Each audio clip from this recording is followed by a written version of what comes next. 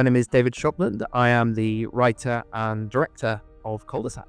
I think we are in an interesting time where kind of the millennial generation are starting to not necessarily be forgotten, but I think be not the youngest generation anymore and not kind of the most talked about. And I think people in their late 30s and early 40s are starting to find themselves maybe slightly trapped in lives they didn't think they were going to have, or things like that. So it felt like a good time to kind of explore those people kind of living between the cracks, living in the middle of things. The characters you have in Cul-de-sac, you have Ruth and Frank Townsend, who are a married suburban couple. It is Frank's second wife, Ruth's first husband. There's a little bit of an age gap, about 9 years. So Frank's 45 and Ruth's 36. And we sort of meet them on this one very average Friday evening in their suburban living room, where it just so happens over the course of one evening, they're visited by a couple of different neighbours. Who you have Laurie Gilchrist, who is the sort of local reverend's wife. The whole thing sort of takes place in Zone 6, London. So it's sort of, that's very sort of suburban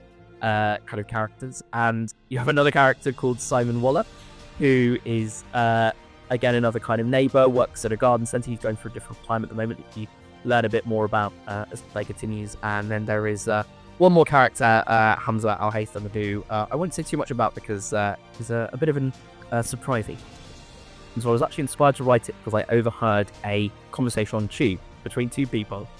And they were having a conversation about streetlights and the streetlights on their street. And it was ostensibly quite a mundane conversation, but the way they were talking was so kind of beautiful and poetic that it just fricked up my ears. I got my phone out and I just secretly started writing this conversation on my phone. And then I ran home, got my laptop out, and I just started writing. I had no idea how many characters there were going to be, what the story was going to be.